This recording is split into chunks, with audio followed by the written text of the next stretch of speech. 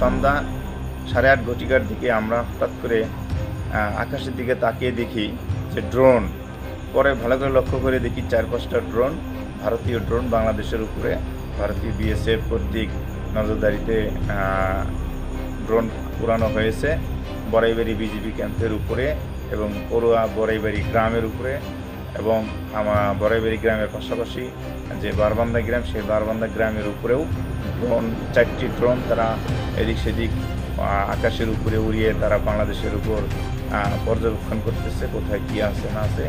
আমরা ভারতীয় এরকম আচরণের তীব্র নিন্দা ও প্রতিবাদ জানাই। আমরা চাই রাষ্ট্রীয়ভাবে একটা প্রতিকার, কেন ভারত বাংলাদেশের উপর এরকম আচরণ, বৈরী আচরণ করছে। আমরা এর তীব্র নিন্দা ও প্রতিবাদ জানাচ্ছি।